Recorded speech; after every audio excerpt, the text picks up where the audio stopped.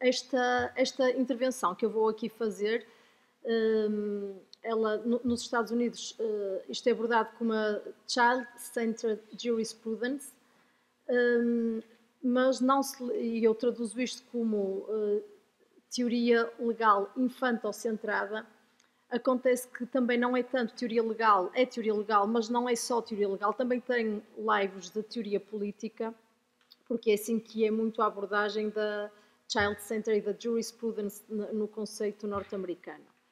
E, portanto, isto parte muito da crítica que é feita pela teoria legal feminista e que permitiu revelar, e que a teoria legal feminista permitiu revelar. Portanto, o texto não é propositivo ou normativo, faz somente um diagnóstico para abrir possibilidades de reflexão e pretende iniciar um pensamento crítico e sistemático, semelhante àquilo que fez a teoria do direito feminista com a mulher, e, portanto, é a perspectiva de o que é que este olhar crítico sobre o direito nos pode revelar quando se trata das crianças e da infância.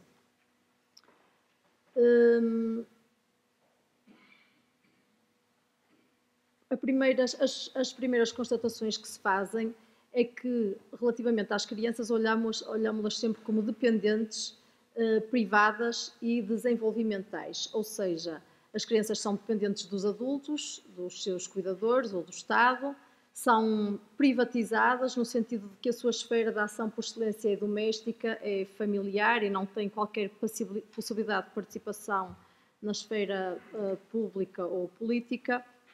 E, portanto, é este o papel que naturalmente se atribui às crianças, mas que limita também a interrogação sobre os limites daquilo que o público deve às crianças. E então, porque está abrigada na família, evitam-se questões e respostas sobre aquilo que as crianças, entendidas enquanto pessoas, precisam e necessitam, quer em termos de condições materiais e de oportunidades.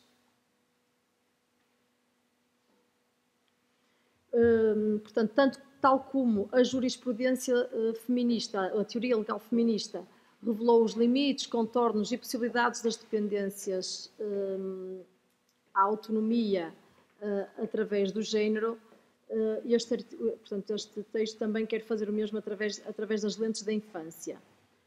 As feministas o que fizeram foi desafiar a privacidade e a naturalidade da família e da função da esfera doméstica na criação e na ordenação do género e colocar isto em questão. E, portanto, também aqui se pretende analisar o papel libertador ou emancipatório que pode existir para a criança. A senhora conselheira Clara Soutomaior já falou da infância como categoria socialmente construída e reportou-se também muito à interseccionalidade com aspectos de raça, de género e de classe. E estes aspectos de interseccionalidade que devem ser considerados é que afetam não só as crianças, mas também os adultos que vivem com as crianças.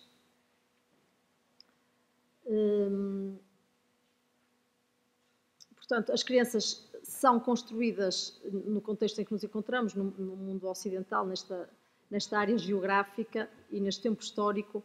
As crianças são construídas como dependentes em termos sociais, políticos, legais e económicos, e esta dependência está naturalizada e privatizada. O cuidado das crianças está atribuído aos seus pais, excepcionalmente a outros adultos cuidadores, que estão sujeitos a leis gerais que regulam a educação e os benefícios que são atribuídos às crianças pelo Estado, e estes adultos têm o poder e a autoridade para as representar.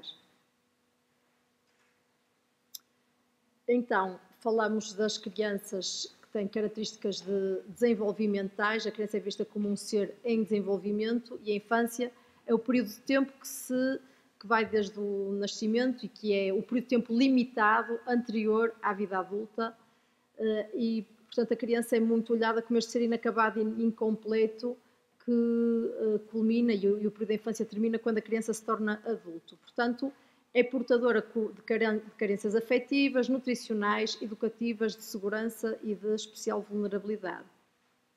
E aqui estas características que são muito destacadas na criança, de frágil, vulnerável, inexperiente, sem voz ou sem sistema de valores, curiosamente eram também as características atribuídas à mulher e que as teorias feministas do direito quiseram combater e emancipar. Isto não quer dizer que nas crianças isto não seja mais mais presente ou que seja uma faceta mais difícil de resolver, mas é bom que mantenhamos a visão crítica sobre estes aspectos. Portanto, de acordo com isto, também as crianças são incapazes de decisão, influenciáveis e com fraca capacidade para controlar os seus impulsos. E são estes aspectos que definem e ditam a regulação legal das crianças e que se torna uma visão totalmente dominante. Também, como a senhora conselheira referiu, de facto existem já gradações relativamente a esta fragilidade, inexperiência ou ausência de voz e que já vêm sendo acolhidas pela doutrina e pelo pensamento legal e, porventura, por algumas reformas legais.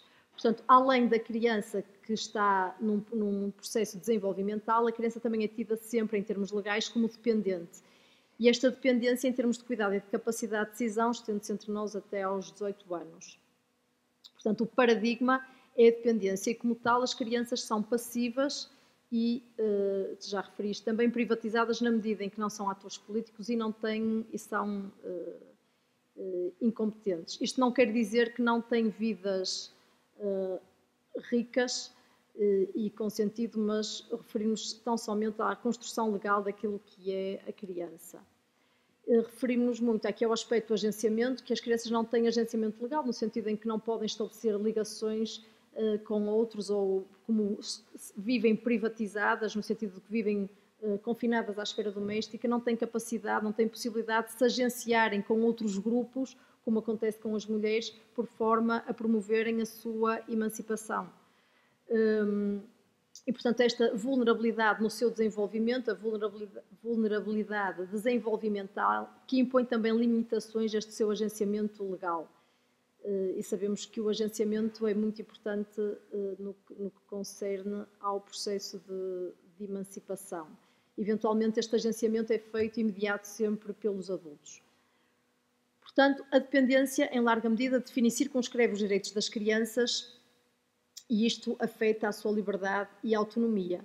As leis determinam onde e como as crianças devem ser educadas, limitam a sua possibilidade de trabalho fora de casa, atribuem uma idade mínima para que elas possam ter, para que o jovem possa ter carta de condução e, portanto, isto também limita a sua liberdade ambulatória e também é a lei que enquadra, define e limita a sexualidade da criança.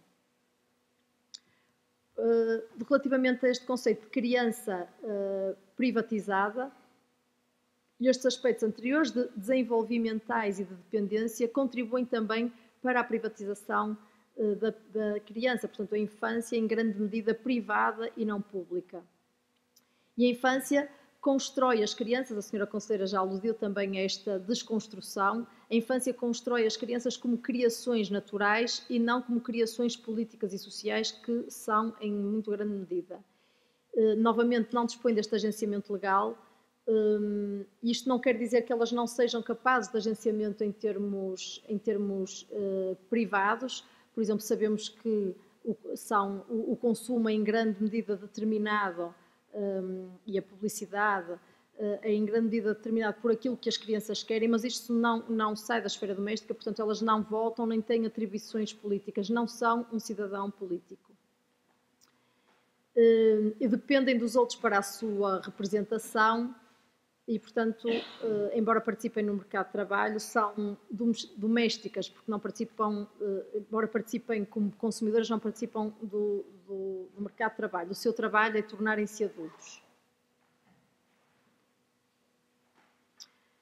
Todavia, também importa referir que este aspecto doméstico da infância não significa que as crianças também não tenham um papel público e político muito importante, têm um papel simbólico no discurso político, um papel importante na distribuição da riqueza e na manutenção do pluralismo como portadores da herança cultural dos seus pais e dos seus educadores e como futuros cidadãos votantes.